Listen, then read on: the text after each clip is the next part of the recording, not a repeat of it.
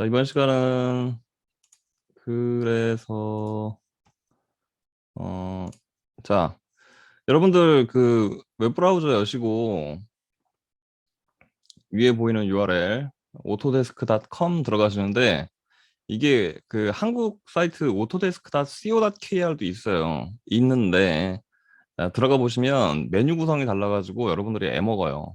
그래서 저는 영문판 기준으로 설명을 드릴게요. 그리고 어차피 여러분들 시중에서 책을 사 봐도요, 대부분 다 영문판 기준으로 돼 있을 거예요. 왜냐면은 3D 모델링이나 이제 뿐만 아니라 그래픽 소프트웨어들도 마찬가지인데 한글판으로 설명을 하면은 기능이 뭐 하는 기능인지 알아먹을 수가 없어요. 그래서 굳이 영문판을 씁니다. 그건 알고 계시죠? 대부분 다. 여기 뭐 컴퓨터 공학과도 계시고 하니까.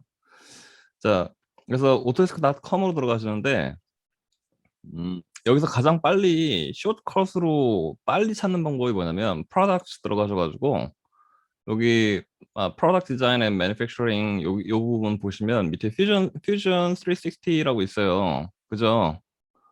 요걸 클릭 한번 해보실래요? 클릭하시면 요 페이지로 넘어옵니다. 네, 이제 됐- 설문조사 됐고, 자, 요거 보시면 헉! 할 거예요. 근데 여기 아니고 아, 다운로드 프리 트라이얼 요 부분을 클릭하십니다. 잘 따라오고 있죠? 여기서부터가 한글 사이트가 메뉴 구성이 달라서 엄한 대로 들어가요. 그래서 영문판에서 찾으시는 게 좋아요.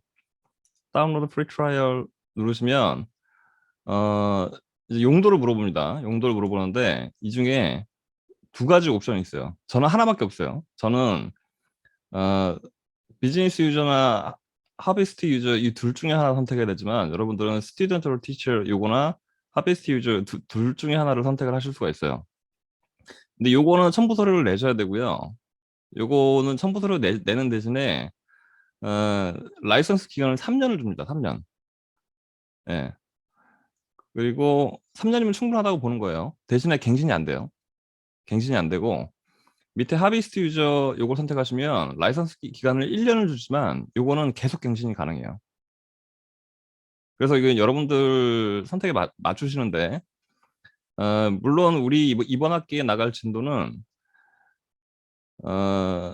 요 하비스트 유저 라이선스 가지고 충분히 커버가 돼요. 커버가 되고 깊이 들어갈 게 아니기 때문에 그다음에 요 학생용 라이선스 혹은 교사용 라이선스로 들어가시면 기능 제한이 조금 더 풀려요. 풀리는데 기능이 어떤 부분이 풀리냐면 이 퓨전 360하고 실제 생산 장비하고 연결하는 부분의 기능이 풀리는 거라서 이번 학기 진도하고는 크게 관계가 없어요. 그래서 여러분들이 편하실 대로 하세요. 근데 저는 이번에 그냥 개인용 라이선스 중심으로 설명을 드릴게요. 이 하비스트 유저 선택하시고 대충 한번 읽어보세요. 읽어보시면 어, 이 개인용 라이선스에서 기능 제한이 뭐가 있는지를 대충 설명을 해줍니다.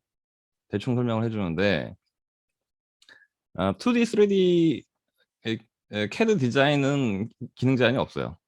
없는데 전기 분야라든가 생산 분야에 관련된 장비 연동하는 부분 보시면 2.5축 밀링 머신이나 3축 밀링 머신 그다음에 터닝이라는 건 선반 얘기하는 거죠. 선반이라든가 뭐 등등등 이런 여러 가지 그 생산 장비들하고 직접 컨트롤하는 부분들이 박혀 있어요. 근데 우리는 상관없습니다.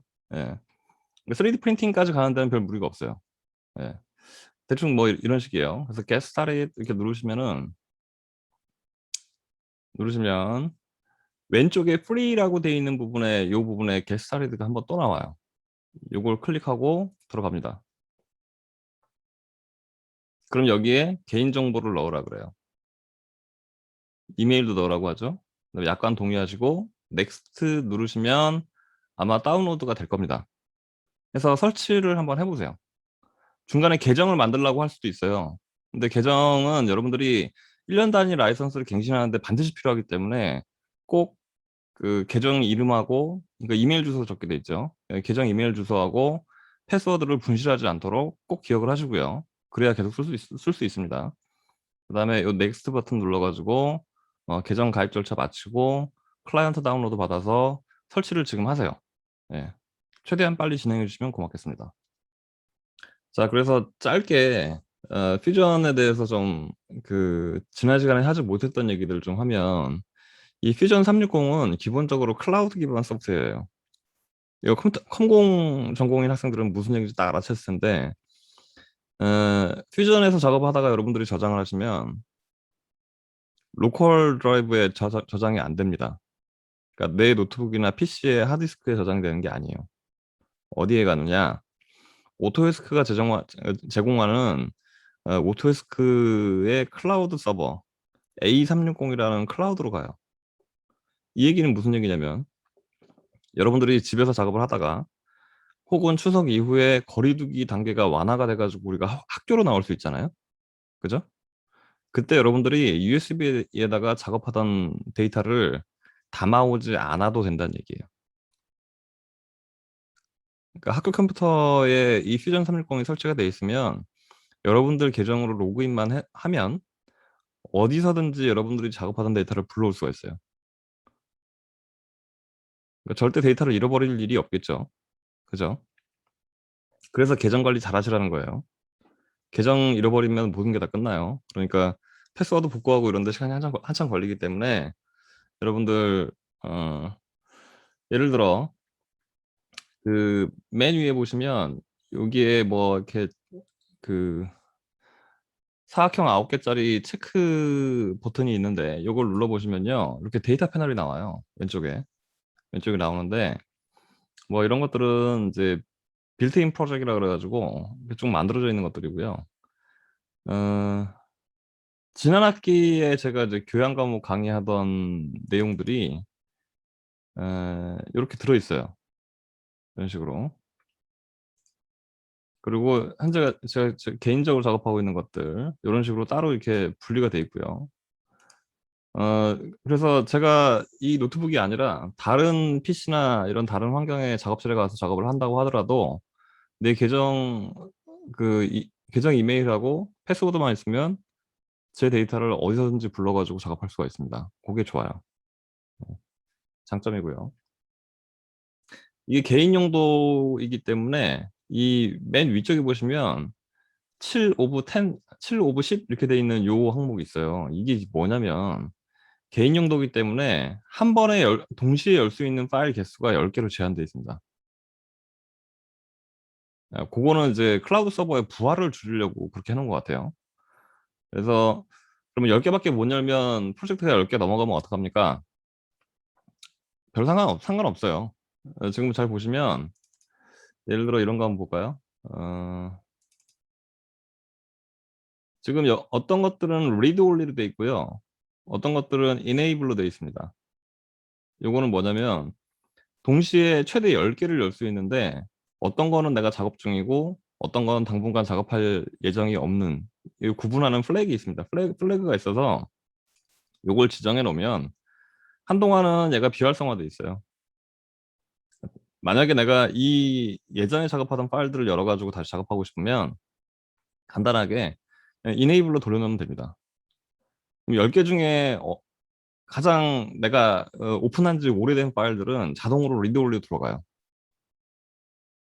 그런 구조로 돼 있어요. 어, 아무튼 뭐 그렇게 크게 중요한 얘기는 아니지만, 자 이제 넘어오면 그 맨 상단에 이제 툴바가 있습니다. 툴바 되게 간단하죠? 예, 몇 개 안 돼요.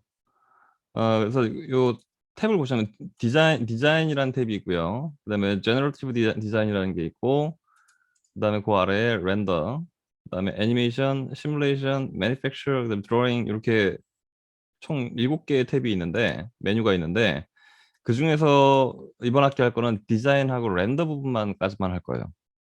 네. 나머지는 좀 더 깊이 들어가면 여러분들 개별 전공에 따라서 전혀 상관없는 내용이 나올 수도 있어서, 뭐 기계공학이라든가 뭐 제품 디자인 이런 쪽은 아주 많이 해당이 되겠지만, 그렇지 않은 분들은 그다지 크게 큰 연관성이 없기 때문에 공통된 부분만 하겠습니다. 자, 그다음에 오른쪽으로 보시면 솔리드 탭이 있고요, 서피스 탭이 있고요, 메쉬, 그다음에 슈트 메탈, 그다음에 툴스 이렇게 돼 있는데, 우리가 주로 쓰는 거는 솔리드, 그다음에 서피스, 그다음에 메쉬는 간혹 쓸 때가 있고 안 쓸 때가 있고 그러고요. 네, 이건 고급 사용자들에 한해서. 그다음에 어, 다른 3D 그래픽 소프트웨어를 동시에 사용하고 있는 분들, 이런 분들이 주로 요 메쉬 메뉴가 주로 필요해요. 근데 이번 학기엔 빼겠습니다. 예, 이거 여러분들이 따로 뭐 필요하시면 공부하시고요. 어려운 거 아니니까. 시트 메탈 부분은 뭐냐면 금속 판금 부분이에요. 그러니까 이 부분은 용도가 굉장히 많아서 어떤 분야의 제품 생산이든 간에 이 판금 분야가 좀 필요해서 이 부분은 개인 용도여도 열어놓은 것 같아요. 그다음에 툴즈라는 거는 요거 이제 기능 지원 부분들이 들어있습니다. 우리는 주로 여기서만 놀 거예요. 네, 솔리드하고 서피스만 가지고 놉니다. 자, 그래서 이번 학기는 솔리드 정도 하고 그다음에 서피스 모델링 일부 하다가 이제 아마 끝날 것 같은데, 예, 그래서 여러분들이 크게 부담 가지지 않으셨으면 좋겠다라는 겁니다.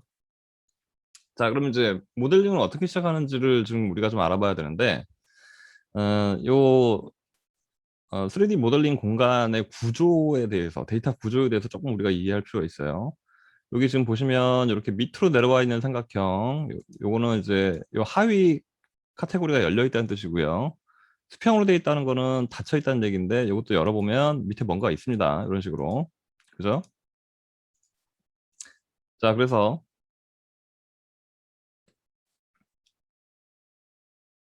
자, 최상단에 프로젝트 카테고리가 있고요. 밑에 다큐멘트 세팅이라는 이제 전역 설정 부분이 있습니다. 그 다음에 밑에는 네임드 뷰 그래가지고 내가 작업할 때 보는 시점을 원하면 저장할 수 있게끔 돼 있고요.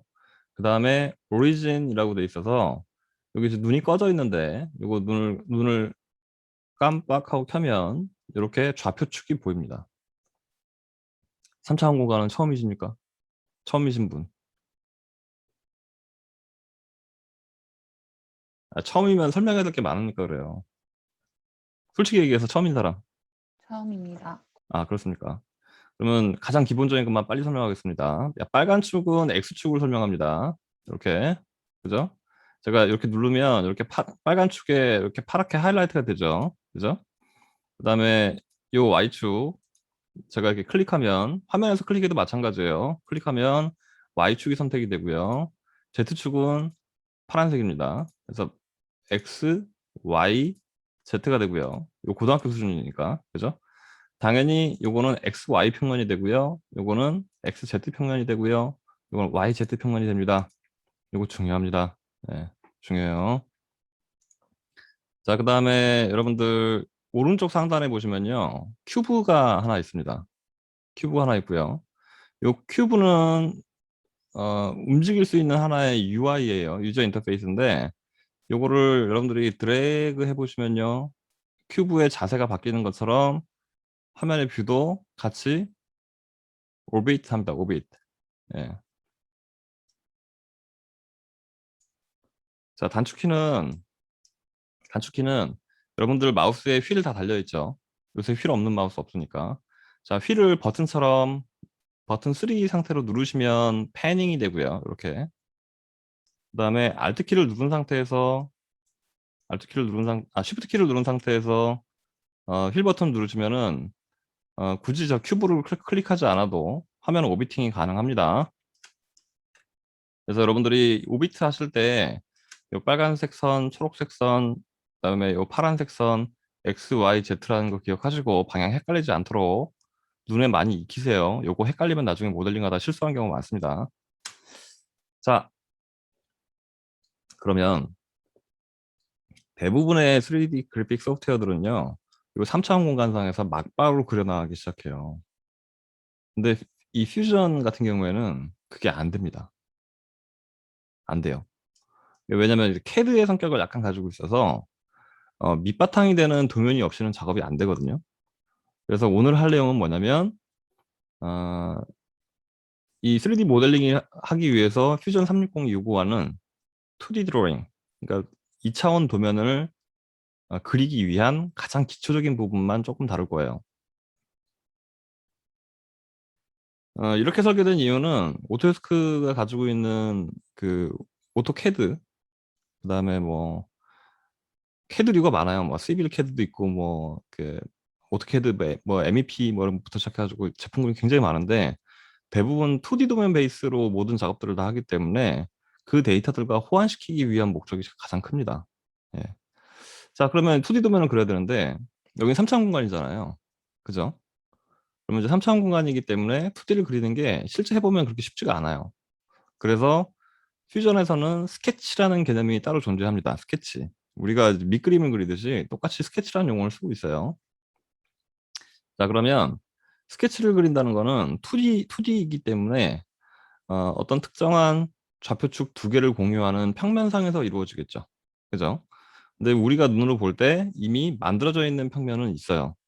예, XY 평면, YZ 평면, XZ 평면 이렇게 세 가지가 있기 때문에 그 중에서 XY 평면을 클릭하시고 마우스 오른쪽 버튼을 클릭해 보시면 여기에 컨텍스트 메뉴가 나옵니다. 이런 식으로 나오는데 잘 보시면 요 하단의 메뉴에 Create Sketch라고 되어 있어요. 요걸 딱 클릭하는 순간 XY 평면의 2D 상태로 전환이 됩니다. 상단의 메뉴도 싹 바뀌어요. 요때 Tools 메뉴 맨 뒤에 스케치 전용 메뉴가 나타나는데 지금 현재는 2D 모드이기 때문에 이 2D 모드를 벗어나는 순간 이 메뉴는 다시 사라져요. 2D일 때만 이 메뉴가 보입니다. 자, 오늘은 요 안에서만 한번 놀아볼게요. 자, 여기까지 질문.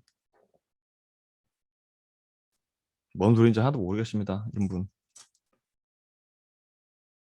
이게 이제 전공이 좀 거리가 먼 분들은 이게 뭐지? 갑자기 나는 누구? 여긴 어디? 막 이러고 계실 수 있는데 이번 학기가 시간이 좀 부족해서 저도 빨리 진행할 수밖에 없는 부분이 좀 안타깝긴 해요. 근데 기본적으로는 여러분들이 고등학교 때 배웠던 공간 도형에서 크게 벗어나지 않는 내용들이기 때문에 여러분들이 그 머리를 열심히 긁으면서 고등학교 때 내가 수학 시간 때 잤나 뭐 어쨌든 그래서 배웠던 걸 열심히 기억을 긁으면서 이렇게 해보시면은 다 이해할 수 있는 내용들입니다. 그렇게 무리한 내용들은 아니니까 절대 겁먹지 마세요. 아시겠죠? 네. 네. 자, 지금이라도 수강 변경하고 싶은 사람 빨리 손. 나고자 있으면 안 되는데. 어. 최대한 쉽게 설명할게요. 자, 여기 스케치 모드 들어오면은 이렇게 메뉴에 스케치 메뉴가 나타나는 것뿐만 아니라 몇 가지 특징들이 보이는데요. 버튼들이 내용이 다 바뀌었어요. 요거들은 다 2D 도형들을 그리기 위한 기능들이에요. 전부 다. 몇 개 안 돼요. 그 다음에 요 카테고리 밑에 보시면은 스케치 항목이 새로 생겼습니다. 여기 눌러보면 밑에 스케치 1이라고 나와 있는데 이게 지금 현재 우리가 들어와 있는 2D 공간이에요. 네, 2D 공간이에요. 그래서 우리가 요 안에서 작업을 하게 됩니다. 자, 그러면은 이제 뭘 어떻게 그리는지 잘 모르지만 뭐라도 해봅시다. 일단. 자, 맨 왼쪽에 있는 게 이제 라인 툴이에요. 마우스를 가만히 갖다 대시면 이게 뭐 하는 기능인지 설명을 해줍니다. 여러분들이 교재를 하나 뭐 간단한 거라도 하나 구해서 보시는 게 제일 좋긴 해요, 사실은요. 그래서, 어, 이게 정말로 취미 용도로 이 툴을 만지는 분들도 계시기 때문에 여러분들 그냥 집에서 이렇게 심심할 때 게임 조금 줄이고 재미삼아서 이렇게 해보세요. 다 할 수 있어요. 자, 라인 툴인데 그리는 거는 간단해요. 다 마우스 조작이기 때문에 다행히도 이 퓨전 360이 키보드 명령이 없어요. 네, 단축키는 있어도 오토캐드처럼 명령어 자체를 막 입력을 하고 막 복잡하게 막 타이핑을 하고 이런 작업이 없기 때문에 굉장히 편합니다.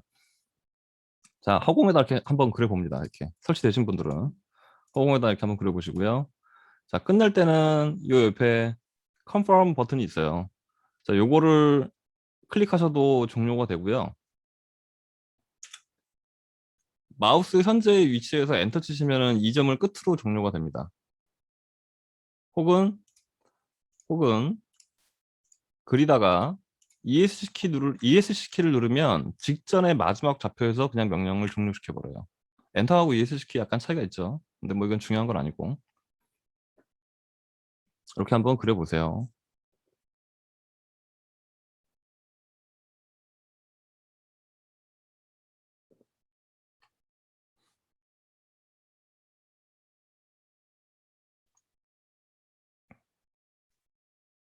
자, 지금 그 따라 그리기 하고 계신 분 손?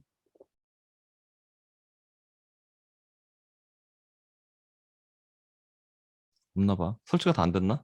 어떡하지? 음. 여기서부터는 같이 해야 되는데. 그리고 있습니다, 지금. 아, 하고 있어요? 예. 네. 아직 설치 안 된 사람 손.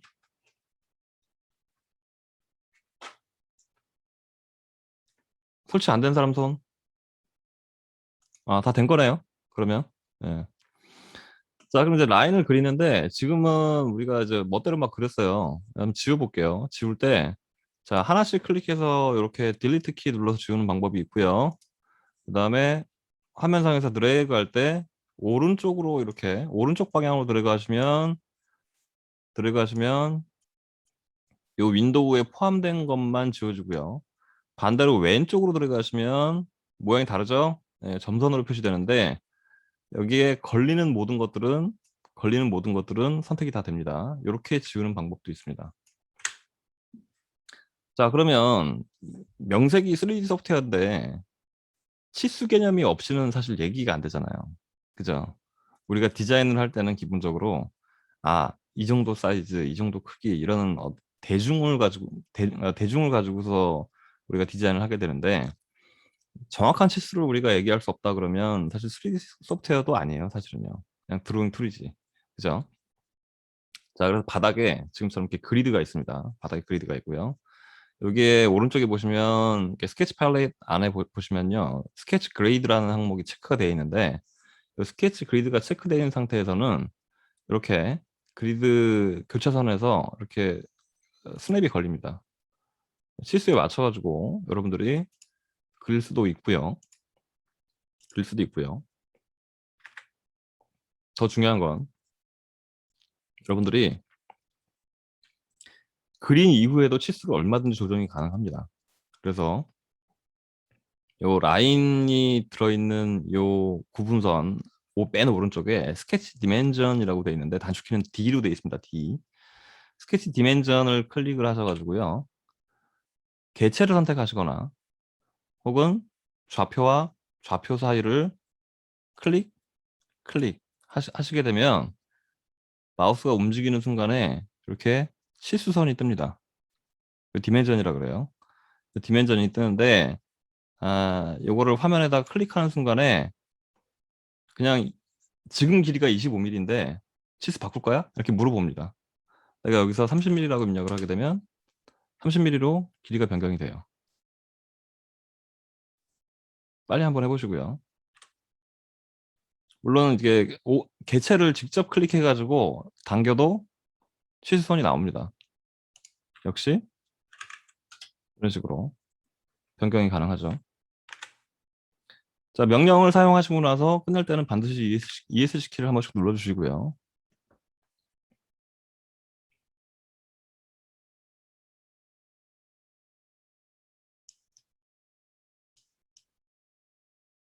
그리드 간격은 여러분들이 이렇게 휠을 굴려서 줌인 줌아웃 하시게 되면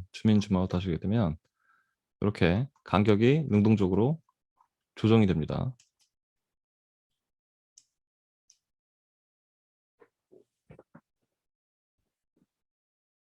사실 퓨전 정도는 3D 그래픽 소프트웨어나 CAD류를 통틀어도 정말 쉬운 편에 속해요. 예, 재밌어요. 조금만 맛들이면. 여러분들이 그래서 이제 나중에 에, 전공에 따라서는 예를 들어 소방 방재 혹은 뭐 공학 계열 하시는 분들은 3D 소프트웨어를 불가피하게 만지게 되는 경우가 있어요. 그때 좀 심리적인 장벽을 좀 많이 낮춰줄 거예요. 이 퓨전이.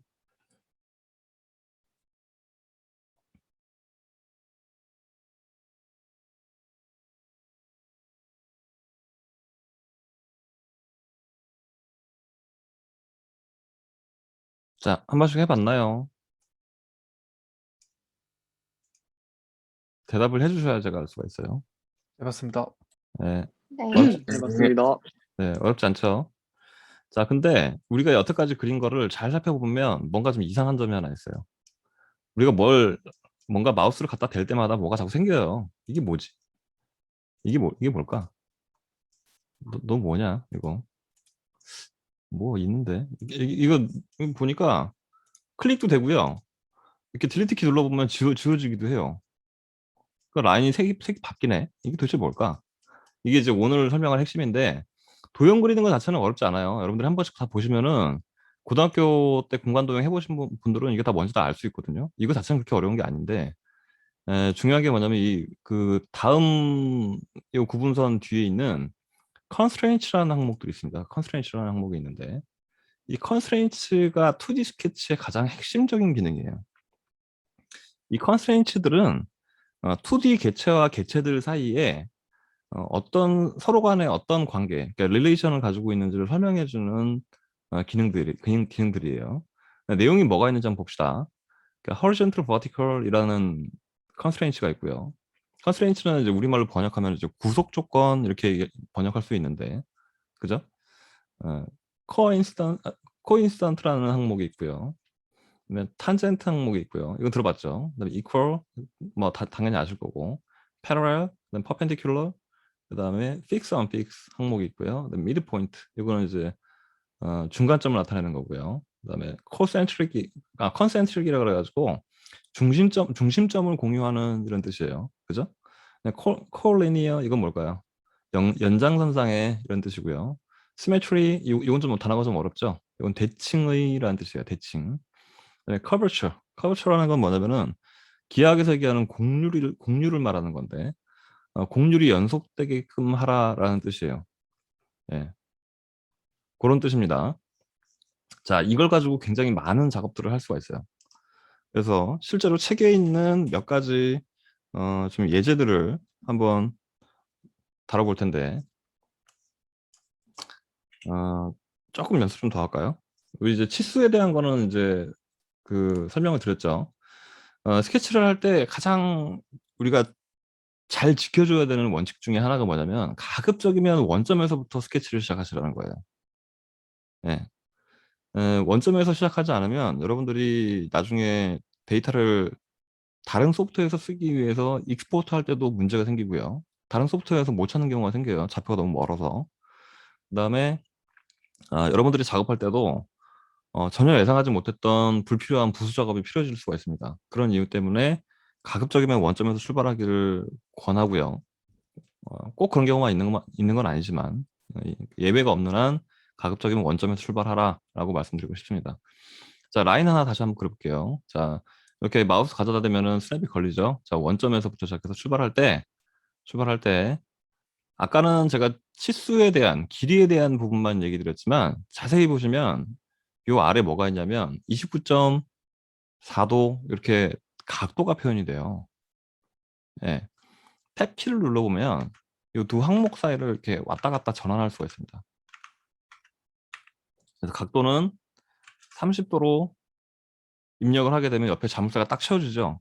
30도로 이제부터 고정이 될 거예요. 다시 탭 누르시면요. 이제 길이를 입력할 수 있는데 여기다 내가 65mm라고 입력을 하고 엔터를 치시면 마우스를 클릭하지 않아도 각도가 X축을 기준으로 30도, 그 다음에 길이가 65mm인 라인이 그려지게 됩니다. 자, 근데 가만히 보시면 여기 뭐 하나 생겼어요. 이거 좀 이따 내가 설명할게요. 이거는 그냥 보조선인데 자동으로 생겨요. 퓨전이 이런 부분들이 굉장히 설계가 잘 돼 있어서 쓰기가 굉장히 편해요. 다른 3D 소프트웨어들은 이렇게 친절하지 않거든요. 예, 절대로 이렇게 친절하지 않아요.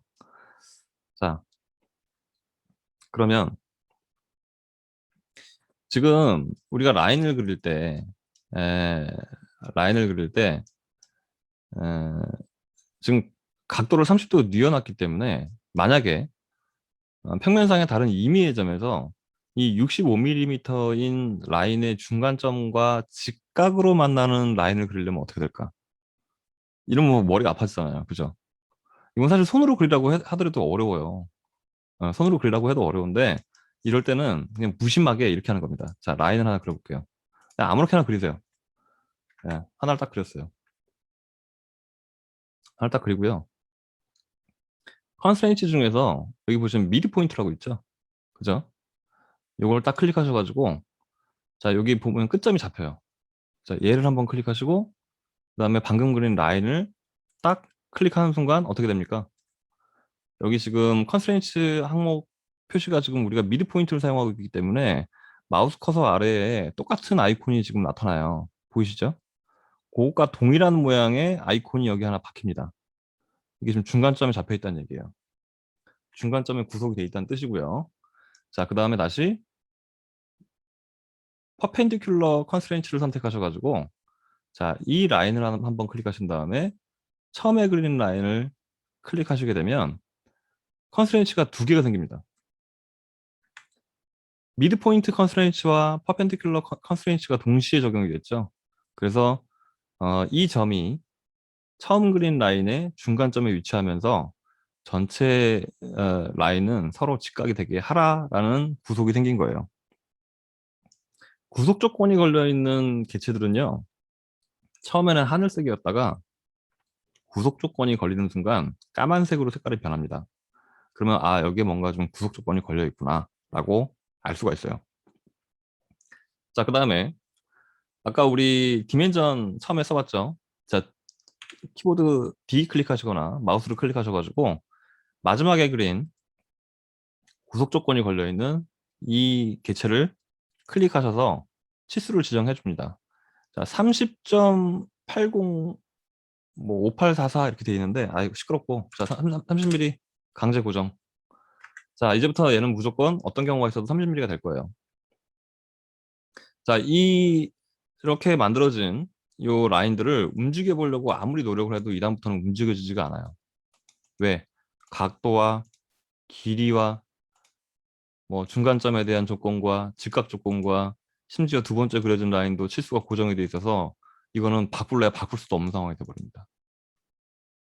하지만 여기서 만약에 우리가 어느 하나라도 구속 조건을 풀어준다 그러면 얘기가 달라져요. 예를 들어 각도 디멘전을 한번 지워볼까요? 요거 선택이 됩니다. 이렇게 클릭하시거나 드래그 하셔가지고 잡으신 다음에 딜리트 해볼게요. 그러면 아까 까만 라인이었던 게 하늘색 라인으로 변경이 돼요. 그 다음에 요 끝점을 잡고 제가 드래그 해보면 이제부터 움직이거든요. 근데 길이는 안 변해요. 왜? 두 라인 다 65mm, 30mm라는 구속으로 걸려있기 때문에 치수는 절대 못 바꿔요. 대신에 첫 번째 라인이 가지고 있는 X축과의 거리, 그 각도는 내가 얼마든지 마음대로 변경이 가능하거든요. 구속 조건이라는 건 이제 이런 걸 뜻하는 겁니다. 그래서 여러분들이 구속 조건의 개념에 대해서 이해를 이렇게 쓰는 거구나 라고 이해를 하시면 좋겠어요. 자, 지금까지 제가 빠르게 설명을 막 했는데 잠깐 머릿속에 좀 정리하는 시간을 가지겠습니다.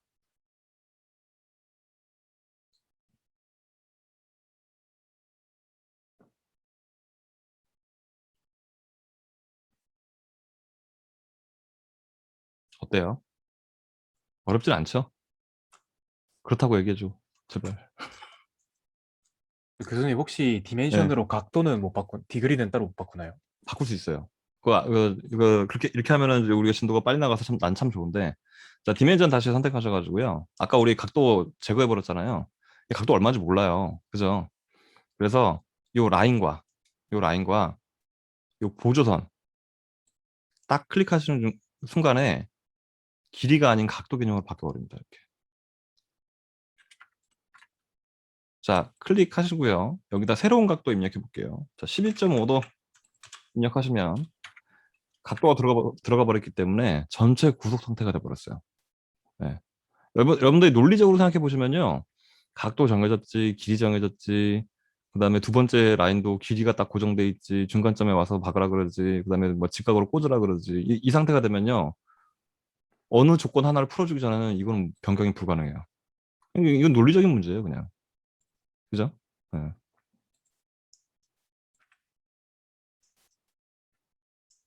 자, 이제 디멘전이 그래서 여러분들이 어떤 때는 각도, 어떤 때는 뭐 길이 이렇게 막 수시로 변해요.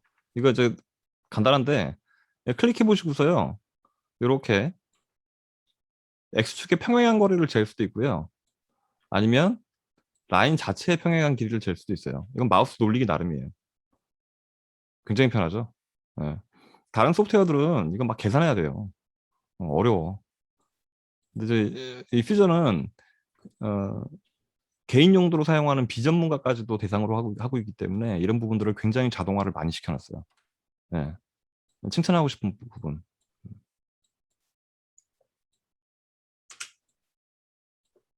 자, 머리 아프니까 우리 또 5분만 쉬었다 할까요? 아, 여러분들 부하 걸릴까 봐 그래. 어때요? 아, 재밌습니다. 예, 자리 뜨지 마시고 그냥 여러분들 이렇게 해보면서 모르는 거 있으면 또 질문하시고 또 궁금한 거 있으면 아직 내가 설명 안 한 거라도 질문하시고 예, 잠깐 머리 좀 냉각.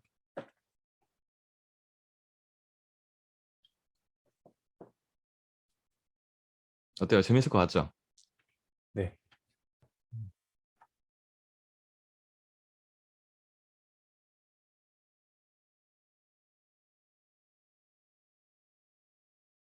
교수님 혹시 그 컨스트레인츠가 네. 그 라인끼리 넣었을 때는 2개 이상 있어야 쓸 수 있는 것 같은데 뭐 컨스트레인츠를 쓰려면 무조건 라인을 1개 더 만들어야 되나요, 혹시? 그래서 제가 컨스트레인츠를 설명할 때 처음에 제가 이제 허투루 하는 말이 없어요. 왜냐면 2D 개체와 2D 개체 사이의 릴레이션이다. 관계를 설명한다라고 제가 설명했죠. 네. 그죠? 그 얘기는 뭐예요? 2개 이상이 필요하다는 얘기예요. 혹시 예. 그 스케치를 하고 나서 뭐 따로 3D로 만들거나 할 때 그 선이 포함되지 않는 뭐 가상선 그런 건 없나요? 릴레이션십만 표현할 수 있는? 아, 여러분들이 실제로 그 도면을 그리는 경험이 있는 전공에서는 도면 그리다 보면 보조선 같은 거 많이 그리게 되잖아요. 네. 그 기능도 있어요. 그 이미 화면에 있습니다. 나타나 있습니다. 아까 우리가 각도를 줄 때, 이 X축은 개체가 아니거든요. 선택이 안 되죠. 네. 그죠? 그러면은 퓨전은 뭘 기준으로 각도를 계산할까? 여기 보조선이 있습니다. 이게 우리가 처음 라인을 만들 때 퓨전이 자동으로 만들어졌어요. 자, 그러면 보조선은 어떻게 그리느냐? 어, 그냥 라인 그리시고요. 라인 하나 그리시고요. 선택하셔가지고 마우스 오른쪽 클릭해 보시면 여기에 쭉 내려가다 보면 뭐가 있냐면요. 어디 갔냐. 아, 여기 보시면 Normal Construction 요 메뉴가 있어요. Normal Construction 단축키 X로 되어 있는데 Construction 라인이라는 말이 구조선이라 그래서 우리말로 얘기하면 보조선에 해당하는 같은 개념이에요. 이게 지금은 Normal 라인이거든요. 이게 Normal 라인인데 얘를 선택하고 X키 눌러가지고 Construction 라인 이렇게 바꿔놓으면 됩니다. 그럼 이게 보조선이에요. 네, 감사합니다.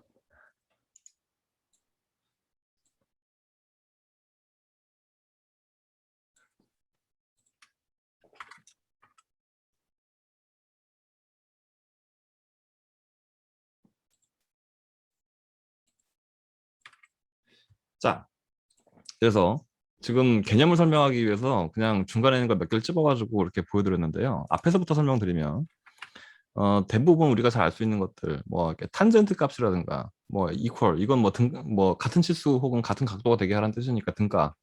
그다음에 뭐 평행선 이거 다 알겠어. 퍼펜디큘러 이건 직각으로 만나게 하라. 뭐 이건 뭔가 못 움직이게 하는 것 같으니까 뭐 그렇구나. 미드 포인트 가운데점 이해돼요. 그다음에 코센트릭 이거는 뭐 중심점 동심원 그릴 때 쓰는 거니까 뭐 어떻게 그렇게 대충 쓰겠네 이렇게 상상이 되는데 연장선 뭐 이런 상상이 되죠. 근데 커버처럼 좀 어려운 개념이고요. 이건 좀 나중에 설명할 거고 이번 학기 설명 안 할 수도 있어요. 왜냐면 이거 이해하기는 좀 어려워. 아무튼 왜냐면 베이지 스플라인을 다뤄야 되기 때문에 이 커버처는 조금 생각을 좀 많이 해야 돼요.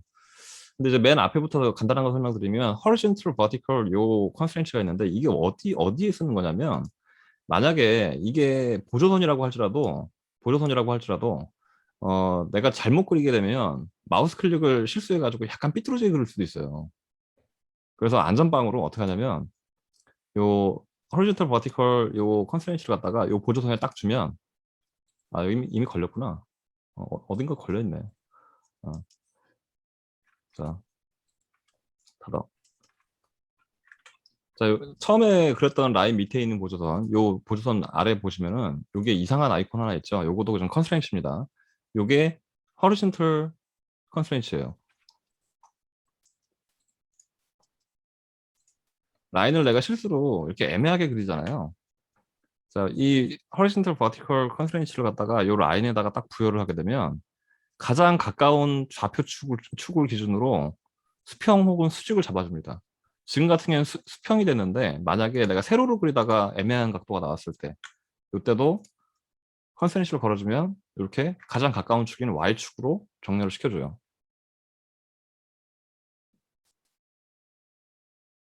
자, 그 다음 그러면 뭐 수평 수직의 문제는 이렇게 해결을 할 수 있어요. 할 수 있는데 만약에 끝점이 딱 만나야 되는 경우가 있어요. 절대 이 두 끝점은 떨어지면 안 돼. 여기가 모서리야. 라고 지정하고 싶을 때는 코인시던트라는 요 컨스트레인트를 사용하시면 됩니다. 네. 코인시던트라는 거는 정말 강한 이 그 이거는 우연이 아닌 예? 그 릴레이션을 가지게 되는 거기 때문에 클릭 클릭 이렇게 해주시면 지금 보시는 것처럼 이 두 라인은 어느 한 개체를 잡고 움직여도 지금 요 두 점이 코인시던트 상태로 구속이 돼 있어가지고 절대로 떨어뜨릴 수가 없어요. 이렇게. 이게 이제 코인시던트 컨스트레인트고요. 라인만 그리면 이제 지겨우니까 어, 다른 것도 한번 시도해 볼까요? 자, 세 번째 보시면 메뉴의 세 번째에 보시면 이제 서클이 있어요. 서클이 있는데 서클을 그냥 무심하게 그냥 아무데나 그려볼게요. 이렇게요. 자, 서클 하나 그렸어요. 그 다음에 탄젠트 컨스트레인트를 가지고 원을 한번 클릭하고요. 그 다음에 라인을 클릭하면요. 지금 원 기준으로 탄젠트의 속성은 원이 가지고 있는 거기 때문에 원이 기준이 됩니다. 원 기준으로 라인이 이렇게 탄젠트가 1인 상태로 물려요. 다시 한번 원 라인 이렇게 하시게 되면 탄젠트 구속 조건이 걸렸다는 게 이렇게 표시가 되고요. 물론 요거 해제하시려면 요거 지워버리시면 돼요. 그럼 풀려요 그때부터. 이렇게 어, 접선이 되게끔 원이 그려줄 수가 있어요. 그러면 우리가 디멘전을 쓰는 기능을 배웠기 때문에 눈치 빠른 학생이라고 하면 원의 중심부터 라인까지의 수직 길이를 강제로 치수를 줄 수가 있고, 그죠? 마찬가지로 원의 중심부터 라인까지의 직선 거리를 20mm로 입력하면 되지만 여기에 경계 메시지가 떠요. 이게 오버 컨스트레인이라는 말이 나와요. 구속 조건이 과하다는 얘기예요. 이 얘기는 뭐냐? 너 굳이 이렇게 하지 않아도 여기가 20mm 되는 순간에 여긴 자동으로 20mm야. 너 그렇게 안 해도 돼. 라는 뜻이에요.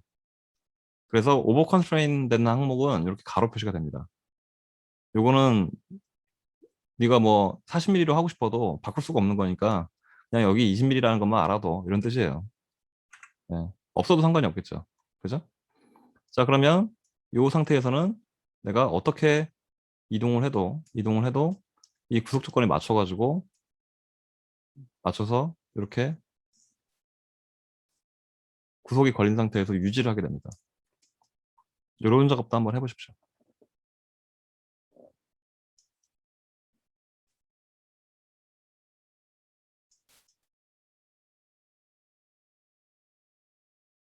자, 그래서 아까 어느 학생이 각도 변경에 대한 문제를 잠깐 얘기했죠. 네, 그래서 지금 이 두 라인이 전부 다 horizontal, vertical constraints가 걸려 있는 상태인데 이 vertical constraints를 삭제를 해버리게 되면 이 라인은 이제부터 자유롭게 이렇게 움직일 수가 있어요. 이렇게요. 움직일 수가 있죠. 그죠? 네, 좀 제한적이긴 하지만 움직일 수가 있습니다. 이렇게.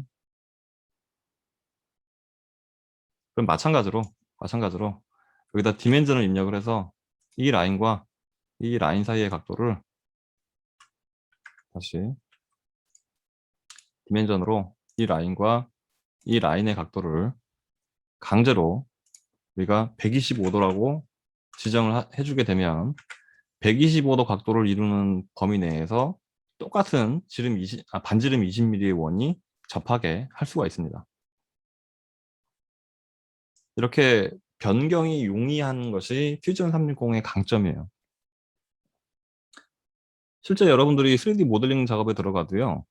이 변경이 용이하다라는 부분이 이 퓨전 360의 굉장히 큰 강점이에요. 여러분들이 3D 소프트웨어 다른 거를 좀 만져본 경험이 있는 분이 만약에 있으시면 수정 작업이 굉장히 괴롭게 느껴졌을 거예요. 굉장히 힘들어요. 안 되는 것도 많고요.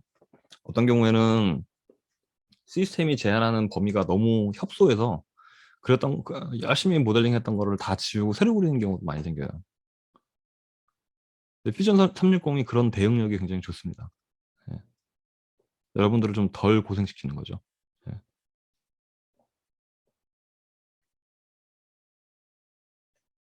참고로 이 퓨전 360은 이제 무료에서 사용하는 것도 물론 있지만요.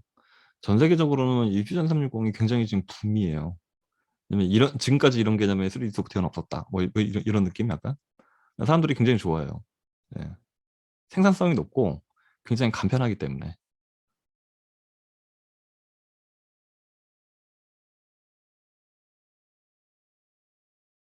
자, 또 차례차례 설명하겠습니다. 자, 그 다음에 그 컨스트레인츠를 보시게 되면, 자, horizontal, vertical, 그 다음에 coincident, 그 다음에 tangent까지는 설명했죠. 그 다음에 equal. 이건 뭐 너무 간단해요. 그냥 빠르게 설명할게요. 자, equal constraints 클릭하시고요. 자, 두 라인, 아이고, 제대로 안 됐다. 얘와 얘를 이렇게 클릭하시게 되면, 보시다시피 이렇게 equal constraints가 걸려 있어요. 이 두 라인은 서로 좀 같은 길이를 유지하게 돼 있어서 내가 길이를 변경하게 되면 이렇게 같이 움직이게 돼요. 재밌죠?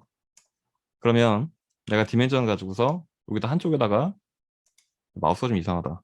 네. 한쪽에다가 치수를 주게 되면 당연히 다른 쪽에 내가 디멘전 입력하지 않아도 얘는 자동으로 45mm가 되겠죠. 그죠? 이런 방식. 굉장히 지능적이에요.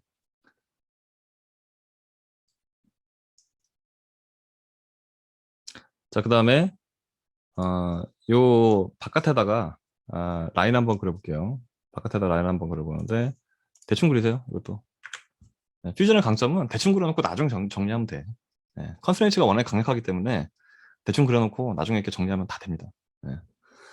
자, 그래서 패러렐 컨스트레인츠 가지고서 자, 얘를 기준으로 평행하게 해줘 라고 지정을 해주면 이렇게 위치가 아무리 바뀌고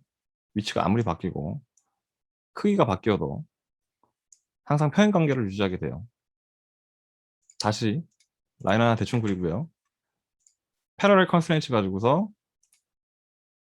평행을 잡아주시면 이 라인도 역시 평행하게 되겠죠. 그죠?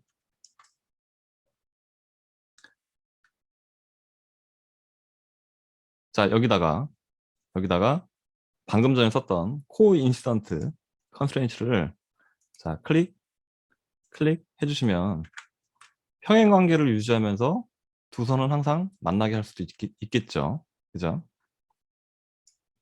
다시 한번 라인을 그리는데 이번에는 요 라인 끝에서 요 라인 끝까지를 그립니다. 이렇게 이런 식으로. 그죠? 자, 그럼 뭘 할 수 있을까요? 퍼펜디큘러. 아까 우리 잠깐 써봤는데 퍼펜디큘러 컨스트레인츠 가지고서 자, 이 라인의 직각이 되게 해주시고요. 이 라인도 이 라인의 직각이 되게 해주세요. 라고 하면 오버 컨스트레인이에요. 네, 왜? 평행 관계가 유지가 되기 때문에 여긴 자동으로 직각이 됩니다. 굳이 지정 안 해도 돼요. 자, 그 다음 다시 이 라인은 이 라인과 만나게 해주시고요. 퍼펜디큘러 컨스트레인 가지고서 얘랑 얘는 직각이 되게 해주세요. 이렇게 지정할 수 있습니다.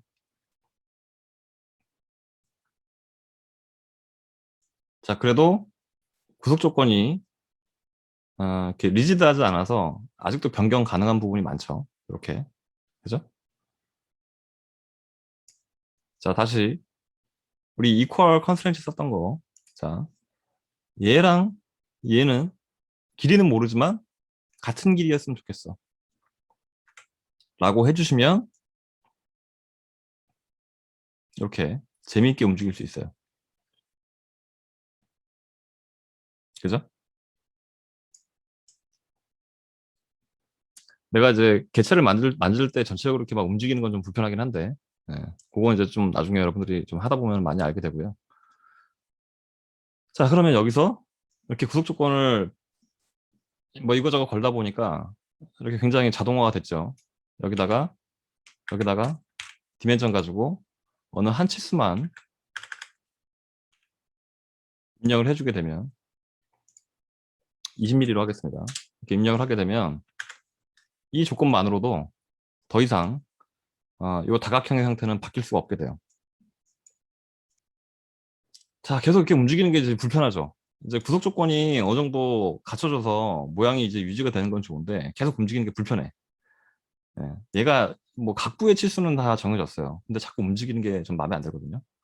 자, 그러면 다시 디멘전 한번 가지고 디멘전 가지고서 자, 원점도 개체입니다. 자, 원점으로부터 원의 중심까지 거리를 내가 지정할 수 있어요. 자, 15mm 이렇게.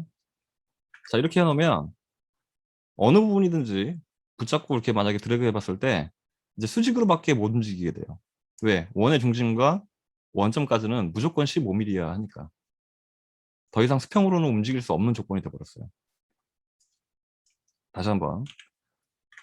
자, 디멘전 가지고 원점과 원의 중심까지의 거리를 다시 한번 강제로 30mm라고 입력을 해주시면 이제는 옴짝달싹 못해요. 절대 못 움직입니다. 어느 한 조건을 풀기 이전에는 변형이 불가능해요. 자, 여기까지 한번 여러분들이 팔로우업 해보세요. 여러분들이 이렇게 탄탄하게 스케치를 잘 그릴 수 있어야 여러분들이 이 스케치를 바탕으로 해서 이렇게 제대로 된 모양을 생성을 할 수가 있게 됩니다. 자, 그 다음에 이제 그 컨스트레인트는 이제 웬만큼 제가 설명을 했다고 생각을 하지만 꼭 굳이 내가 컨스트레인트를 설정하지 않아도 자동으로 컨스트레인트가 성립이 되는 경우가 있어요. 예를 들어 이런 겁니다. 자, 컨센트릭 컨스트레인트는 예를 들어 이런 거예요. 원이 두 개가 있고요. 컨센트릭으로 자 얘랑 개체를 선택해야지. 얘랑 이렇게 선택해 주면 컨센트릭 아이콘이 표시가 되면서 이 두 원은 동심원상에 이렇게 항상 존재를 하게 돼요. 이런 식으로 같이 움직이게 되고. 이런데 보통은 이렇게 만들어지지만 예를 들어 원을 그릴 때 처음부터 내가 다른 원의 중심에서부터 시작해가지고 이렇게 그리게 되면요, 자동으로 형성이 됩니다. 그러니까 이런 경우들이 실제로 많아요. 네, 이런 경우 실제로 많아요. 그래서 여러분들이 작업하다가 얘 왜 안 움직이지? 뭐 이런 경우 되게 많거든요. 그럴 때는 논리적으로 내가 처음 그릴 때부터 어떤 다른 개체를 참조하지 않았는지, 제 말 그 놓치시면 안 돼요, 토시를. 다른 개체를 참조하지 않았는지 생각을 해보셔야 돼요. 그리고 두 개체 사이에 관련이 있을 만한 좌표들을 추적하셔서 이렇게 컨스트레인트가 형성이 되어 있는지를 확인하셔야 그 이유를 알 수가 있어요. 굉장히 논리적인 문제이기 때문에 뭐가 안 된다 싶으면 내가 지금까지 해온 과정을 이렇게 역으로 거슬러 올라가 보시는 게 제일 빠른 방법입니다. 네. 자, 1시 반까지 수업인데 너무 어렵다고 하니까 내가 갑자기 부담되네. 다음 시간부터 바로 3D 넘어가야 되거든. 자, 몇 가지만 좀 더 할게요. 자, 아까 그 보조선 얘기가 나와서 말인데 지금부터 설명할 몇 개의 컨스트레인트는 제가 그러니까 커버처럼 제가 설명 안 할 거예요. 이거는 설명하려면 너무 시간이 오래 걸려서 설명 안 할 거고. 이런 경우 한번 봅시다. 지금까지 그려놓은 도형에서 제가 왼쪽 절반을 이렇게 지울 거예요. 왼쪽 절반을 지웠어요. 그러니까 똑같은 모양을 다른 방법으로 다시 만들어 볼게요. 자, 라인을 그리는데 뭐 이렇게 그려도 상관이 없고요. 이렇게 그려도 상관은 없어요. 어쨌든 자, 라인을 제가 하나 이렇게 그렸거든요. 그다음에 마지막에 그린 라인을 선택을 하시고요. 오른쪽 클릭하시면 아까 설명했던 normal centerline, normal construction 요 두 가지 옵션이 있어요. 이게 경우에 따라 쓰는 게 약간 다른데 지금 같은 경우에는 construction 라인이 아니라 center 라인 쓸게요. 예. 이건 단축키가 없습니다. 자, 센터 라인은 1점 쇄선이라고 하죠. 이렇게 찍찍 찍찍 이런 형태가 돼요. 이 컨스트럭션 라인 요거하고는 조금 모양이 다르긴 한데 용도는 굉장히 비슷합니다. 사실은요. 자, 그 다음에 요 라인 3개, 남아있는 라인 3개, 얘랑 얘랑 얘랑 이렇게 3개를 Shift 키를 눌러가면서 클릭을 3번 합니다. 이렇게. 자, 그 다음에 미러라는 기능이 있어요. 요건 대칭을 만들어주는 기능이죠. 자, 이 미러 기능 가지고 요거 하자. 그래서 미러 하실 때 이런 식으로 지금 처음에 그렸던 라인 2개를 선택을 하시게 되면은 미러 그러니까 대칭을 만들 수가 있어요. 대칭을 만들 수가 있는데 그래서 뭐 가려했나 보다. 지금 내가 이게 지금 줌 때문에 지금 가려 있어가지고 윈도우가 안 보였네. 쏘리. 여기 지금 여기 미러 다이얼로그 박스가 뜹니다. 그래서 지금 보시면 오브젝트가 3개가 선택이 되었다 이렇게 나와요. 3개가 선택이 되었다고 나오는데 다시 선택할게요. 자, 이게 X 누르시면 선택이 해제가 되거든요. 다시 하나, Shift 키 누르고 둘. 그러면 2개가 선택되었다고 나오죠. 자, 미러 라인 대칭축이 뭐가 될 거냐? 자, 요걸 가지고서 여기 지금 원 셀렉티드 이렇게 돼 있는데 요거 해제하시고요. 요 가운데 있는 컨스트럭션 라인 요거 선택하시면 이렇게 대칭으로 미러가 되는 게 보입니다. 오케이 하시면 돼요. 이렇게. 자, 그러면 미러가 된 개체들은요. 잘 보시면 여기에 컨스트레인트 아이콘이 표시가 돼 있어요. 그러니까 아까 제가 직전에 설명할 때 어떤 경우에는 내가 컨스트레인트를 설정하지 않아도 자동으로 생성되는 경우가 있다라고 말씀드렸는데 이 지금 처음 보는 요 컨스트레인트 아이콘이 뭐냐면은 요 시메트리 아이콘이에요. 시메트리 컨스트레인트예요. 대칭이 되었다라는 표현입니다. 그래서 여러분들이 이렇게 대칭이 되면 따로 중심선과의 거리 이런 걸 따로 지정 안 해주셔도 상관이 없어요. 자동으로 계산하기 때문에. 다시 한번 미러 한번 해볼까요? 자, 하나, 자, 둘, 3개 선택을 하시고요. 여기 미러 라인 원 셀렉티드 내가 선택하지 않았는데 자동으로 나오는 건 뭐냐면 퓨전이 자동으로 판독을 해서 얘가 대칭 축일 수밖에 없겠네라고 추정하는 거예요. 예. 근데 만약에 아니라면 선택을 해제해 주시고요. 다시 선택하셔도 돼요. 예. 그 다음에 오케이 하시면 아까하고 똑같은 모양이 만들어졌지만 구성이 다르죠. 구성이 달라요. 시메트리 컨스트레인츠가 여기저기 걸려 있으면서 여긴 치수 표현을 하나도 안 해줘도 자동으로 이 센터 라인을 기준으로 대칭이 되게끔 구속 조건을 잡아줍니다. 이렇게 그리는 방법도 있어요. 자, 대칭으로 컨스트레인츠가 걸려 있는 상태에서는 예를 들어 어떤 특정한 라인의 길이를 내가 마음대로 변경하더라도 대칭으로 구속이 걸려 있기 때문에 다른 반대편도 똑같이 영향을 받습니다.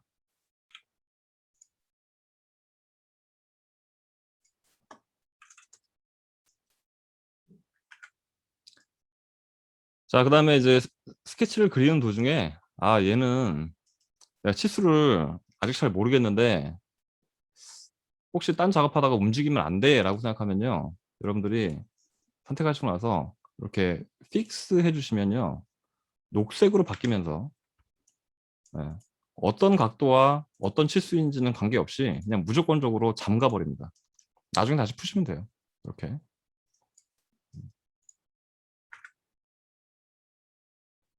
자, 콜 리니어는 간단해요. 콜 리니어는 자, 라인 하나 그리시고요. 대충 이렇게 임의로 그리시고요. 자, 콜 리니어 컨스트레인트 가지고서 자, 이 라인은 이 라인에 연장선상이 있었으면 좋겠어요 라고 선택을 하시게 되면 콜 리니어 컨스트레인트가 표현이 되면서 내가 움직일 수 있는 범위는 바로 직전의 라인의 연장선상에서만 움직일 수가 있습니다. 이렇게. 자, 컨스트레인트는 이게 다예요. 이걸 가지고 해낼 수 있는 조합이 무궁무진하게 많이 나오거든요. 예.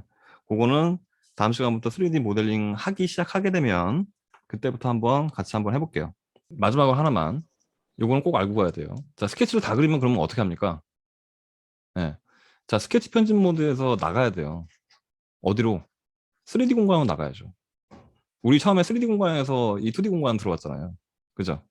그래서 맨 오른쪽에 보면은 피니시 스케치라는 요 버튼이 있어요. 피니시 이거 누르면 자, 갑자기 디멘전이 하나도 안 보이죠.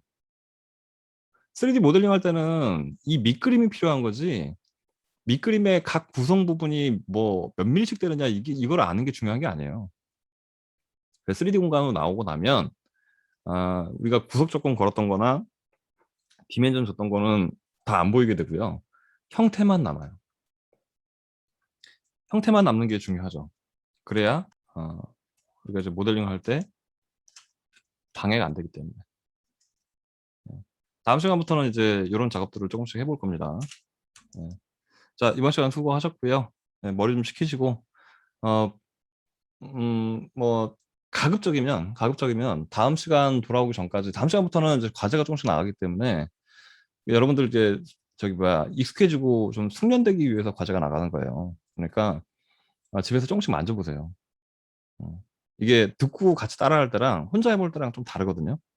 그래서 해보시고 궁금한 게 있으면 또 다음 시간에 질문해 주시고, 그렇게 해야지 좀 멀미 안 나고 따라가시는데 좀 도움이 될 것 같아요. 자, 질문. 여기까지 질문. 저 교수님, 네. 그 피니싱 스케치를 눌렀는데 그리드가 사라졌습니다. 혹시 보이게 하는 단축키가 있을까요? 그거는 이제 환경 설정 부분에 해당하는 부분이라서 그렇게 뭐 심각한 문제가 아니고요. 요 아래 보면은 제가 설명하지 않은 이런 툴바가 작은 게 하나 있어요. 그 오른쪽에서 두 번째 보시면 그리드 앤 스냅 세팅이라고 있거든요. 네. 여기서 혹시 레이아웃 그리드가 꺼져 있는지 한번 보세요. 네, 켰습니다. 됐습니다. 되죠? 예. 네. 그래서 눈에 보이는 것들 대부분은 여기서 찾으시면 다 나옵니다. 예. 그럼 필요하면 그때그때 설명할게요. 예. 네. 예, 이번 시간 여기까지 하겠습니다. 수고하셨습니다.